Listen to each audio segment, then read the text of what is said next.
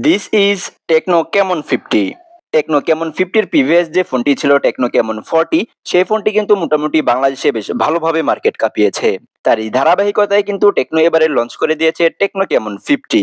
কি কি স্পেক নিয়ে এই ফোনটি আসতে চলছে সেটি আজকের এই ভিডিওতে জানার চেষ্টা করব। তো চলুন আমরা মূল ভিডিওটি শুরু করি। আর আজকের এই ভিডিওর ফুল স্পেক গুলো মূলত আমরা বলছি মোবাইল দোকান .co এই ওয়েবসাইটটির মতে। সো চলুন তাহলে আমরা মূল ভিডিওটি শুরু করি। ফার্স্টে এই ফোনটির লুকস এন্ড ডিজাইন নিয়ে কথা বলি। পার্সোনালি এই ফোনটির ব্যাক সাইডের লুকস আমার কাছে মোটামুটি ভালো লেগেছে। তবে ব্যাক সাইডের ক্যামেরা বাম্প বা ক্যামেরার লুকস কিছুটা স্যামসাং এর মতো মিল রাখে। যতদূর সম্ভব ফোনটির ব্যাক সাইডে গ্লাস থাকতে পারে আর ফ্রেমে প্লাস্টিক থাকতে পারে। ফোনটির থিকনেস হবে 7.53 মিলিমিটার।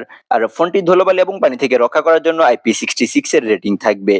আর কোম্পানি ক্লেম করছে এই ফোনটিতে কিন্তু হাই প্রেসার ওয়াটার জেটের সাপোর্ট থাকবে। এই ফোনটিতে 2টি ন্যানো সিম আপনারা ব্যবহার করতে পারবেন। তবে SD কার্ড মেমোরি ব্যবহার করতে পারবেন কিনা সেটা এখন পর্যন্ত ক্লিয়ার ভাবে জানা যায়নি। ফোনটির ডিসপ্লের দিকে তাকালে আপনারা 6.78 ইঞ্চিসের অ্যামোলেড ডিসপ্লে দেখতে পাবেন, যেখানে 120 হার্টজের রিফ্রেশ রেট থাকবে। আর ফোনটির ডিসপ্লেতে রেজোলিউশন হিসেবে থাকবে 1080x2436 পিক্সেল। আর ডিসপ্লেকে প্রোটেকশন করতে পারে পান্ডা কিন গ্লাস। ফোনটি পারফরমেন্স সেকশনের দিকে তাকালে ফোনটি out of the box Android 16 পাওয়া যাবে। আর ফোনটির চিপসেট হিসেবে থাকবে মিডিয়াটেক হেলিও G200 আলটিমেটের মতো চিপসেট। এই চিপসেটটি মোটামুটি বেশ ভালো পাওয়ারফুল একটি চিপসেট। মিডিয়াটেকের হিলিও সিরিজের সবথেকে পাওয়ারফুল চিপসেট কিন্তু এইটিই। মোটামুটি হাই গ্রাফিক্সের গেমগুলো আপনারা খেলতে পারবেন। তবে এখন দেখার বিষয় যে ফোনটি কতটা গরম হয়ে যায়।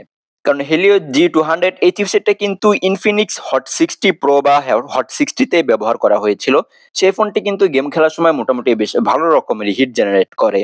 ফোনটি মূলত আপনারা পেয়ে যাবেন 3টি র্যাম রোম ভেরিয়েন্টে।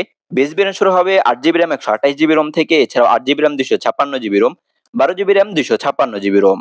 আর এই ফোনটি অ্যারাউন্ড 40K বাজেটের ভিতরে লঞ্চ হবে।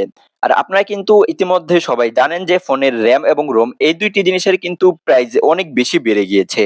সো সেক্ষেত্রে এই ফোনটি যদি 40,000 টাকার আশেপাশেও লঞ্চ হয় তাহলে কিন্তু অবাক হওয়ার মতো তেমন কিছুই নেই। আর ফোনের র্যাম রোমের প্রাইস কিন্তু 2029 এর দিকে কমতে পারে। সো পরবর্তীতে কিন্তু ফোনের প্রাইস ড্রপ করার সম্ভাবনা খুবই কম। ফোনটির ক্যামেরাতে থাকবে 2টি ক্যামেরা, 50 মেগাপিক্সেলের মেইন ক্যামেরার সাথে থাকবে 8 মেগাপিক্সেলের একটি আল্ট্রা ওয়াইড শুটার। আর সেলফিতে থাকবে 32 মেগাপিক্সেলের একটি ক্যামেরা। ফোনটিতে ডুয়েল স্পিকার পেয়ে যাবেন, তবে 3.5 মিলিমিটারের হেডফোন জ্যাকটা থাকবে কিনা সেটি এখনো ক্লিয়ার না। ফোনটিতে সিকিউরিটি সিস্টেম হিসেবে থাকবে in display optical fingerprint sensor. এছাড়াও এই ফোনটিতে থাকবে accelerometer sensor, zero sensor, proximity sensor এবং কম্পাস সেন্সর। আর ফোনটির লং টাইম ইউজ করার জন্য থাকবে 6500 মিলিঅ্যাম্পিয়ারের একটি ব্যাটারি। ব্যাটারিটিকে চার্জ করার জন্য 45 ওয়াটের একটি ফাস্ট চার্জার দিবে। তবে ভালো বিষয় হচ্ছে যে এই ফোনটি কিন্তু আপনারা বেশ কয়েকটি কালার ভেরিয়েন্টে পেয়ে যাবেন। তো মূলত এই ছিল আজকের এই ভিডিও। কার কাছে কেমন লাগলো চাইলে কমেন্ট বক্সে জানিয়ে দিতে পারেন। দেখা হচ্ছে খুব শীঘ্রই, সে পর্যন্ত ভালো থাকবেন, সুস্থ থাকবেন।